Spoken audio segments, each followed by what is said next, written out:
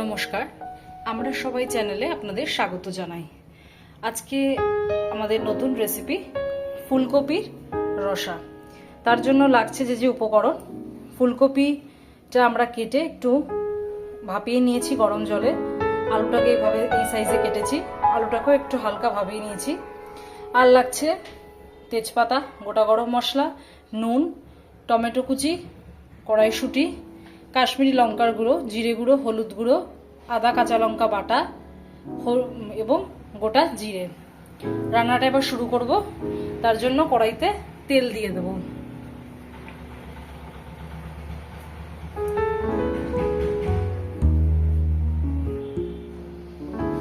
তেলটাকে একটু গরম করে নিয়ে আমরা আলু আর ফুলকপিটা ভেজে নেব। তেল গরম হয়ে গেছে, এবার আমি ফুলকপি আলুটা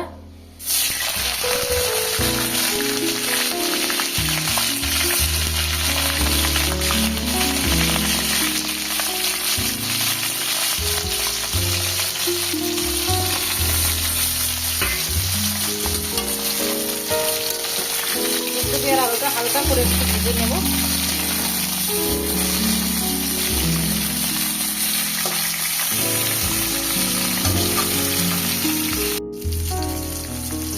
ফুলকপিটা নুন, হলুদ এবং সামান্য একটু চিনি দিয়ে হালকা করে ভাজা হয়ে গেছে। এবার ফুলকপিটা আমি তুলে নেব। তেলটা গরম হয়ে গেছে, এবার আমরা এক এক করে ফোড়ন দিয়ে দেব। প্রথমে দিয়ে দেব দুটো তেজপাতা, দেব একটু গোটা জিরে, আর দেব হচ্ছে গরম মশলা। গরম মশলার মধ্যে রয়েছে লবঙ্গ, এলাচ, এলাচটা একটু ফাটিয়ে নিয়েছি, আর দারচিনি। একটু তেজপাতা, এগুলো একটু নাড়াচাড়া করে, অবশ্যই এলাচটা ফাটিয়ে দেবেন, নইলে ফাটার সম্ভাবনা রয়েছে। যে এটা হয়ে গেছে, এবার আমি দিয়ে দেবো কড়াইতে টমেটোটা, যে টমেটোটা কুচি করে রেখেছিলাম।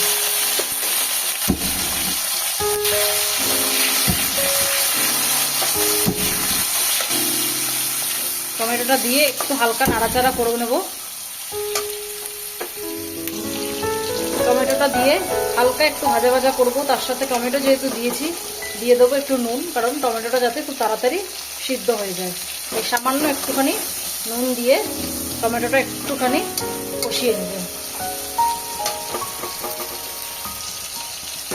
টমেটোটা দিয়ে নুন দিয়ে হালকা করে ভেজে নিয়েছি। এবার দিয়ে দেবো আদা কাঁচা লঙ্কা বাটা।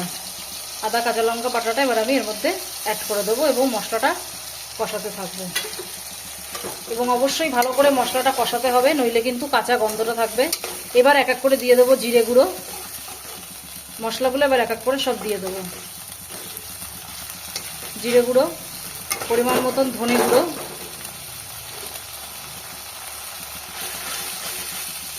সামান্য হলুদ,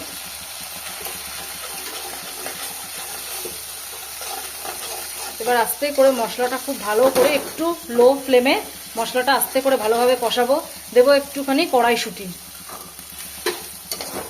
কড়াইশুঁটিটা মশলার সাথেই কষাবো এবং দেবো কাশ্মীরি লাল লঙ্কার গুঁড়ো, যাতে রঙটা খুব ভালো হয়। এবং একটা জিনিস দেখবেন, যাতে মশলাটা পুড়ে না যায় কোনোভাবেই, সেজন্য অল্প অল্প করে জল দিয়ে কষাতে হবে। সামান্য একটু জল আমি অ্যাড করছি কষানোর জন্য।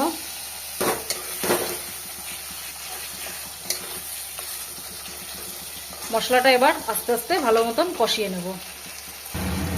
মশলাটা কষানোর পরে দেখতেই পাচ্ছেন তেল অলরেডি ছেড়ে দিতে শুরু করেছে। এবার দিয়ে দেবো সামান্য একটু হিং। নিরামিষ রান্নায় হিংটা খুব ভালো যায়, তাই হিংটা দেওয়ার পরে আর একটু নাড়াচাড়া করে নেব। মশলাটা দেখতেই পাচ্ছেন একদম পুরো কষে গেছে, তেল বেরিয়ে এসছে। এবার আমি আলু ফুলকপির আলুটা প্রথমে ছেড়ে দেবো। আলুটা দিয়ে একটু ভালো করে মশলাটার সাথে কষিয়ে নেব, যাতে আলুটার মধ্যে মশলাটা খুব ভালোভাবে ঢুকে যায়।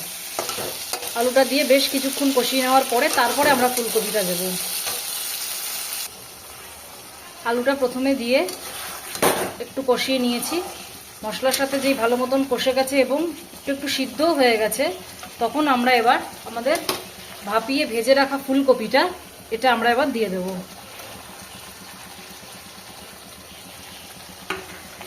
এবার পুরো ফুলকপির সাথে মশলাটাও আমরা ভালো করে কষিয়ে নেব। আলুটা তো আগের থেকে ছিলই। এবার আস্তে করে এটাকে কষিয়ে কিছুক্ষণ এটাকে ভালো করে একটু কষিয়ে নেব। কষিয়ে নেওয়ার পরে জল দিয়ে এটাকে ঢেকে দেব। মশলাটা দিয়ে ফুলকপি এবং আলুটাকে খুব ভালো করে মিনিট 4-5 মতন খুব ভালো করে কষিয়ে নিয়েছি। এবার আমি পরিমাণ মতন জল ঢেলে দেব। যেহেতু এটা একটুখানি শুকনো শুকনো হবে, তাই সেই আন্দাজে এবং আগের থেকে যেহেতু আমার ফুলকপি এবং আলুটা ভাপানো রয়েছে, তো সেই আন্দাজে আমি একটু জল দেব। মোটামুটি আমি জল দিয়ে দিয়েছি যতটা পরিমাণ আমরা ঝোল খাবো। আপনারা আপনাদের পরিমাণ মতন জল দিয়ে ঝোল করে নেবেন। এটা পুরো জল দেওয়া হয়ে গেছে। এবার আমি এটাকে পুরোটা তৈরি হয়ে যাওয়ার জন্য ঢেকে দেব। জল দিয়ে খানিকক্ষণ বাদে ফিরে এসেছি। এবার দেখুন ফুলকপি আলু সব সিদ্ধ হয়ে গেছে, ঝোলও ফুটে গেছে। এবার পরিমাণ মতন একটু সামান্য চিনি দিয়ে দেব। দেব একটু ঘি, আর দেব শেষে স্বাদ এবং গন্ধের জন্য গরম মশলা। এই দিয়ে ভালো করে একটু নাড়াচাড়া করে ঢেকে দেবো, যাতে গরম মশলার গন্ধটা না বেরিয়ে যায়। রান্নাটা পরিবেশন করে আপনাদের সাথে ফিরে আসছি। তৈরি হয়ে গেছে এবং পরিবেশনও করে দিয়েছি আজকে আমাদের রান্না ফুলকপির রসা। রান্নাটা কেমন লাগলো সেটা অবশ্যই জানাবেন, বাড়িতে করবেন। ভালো লাগলে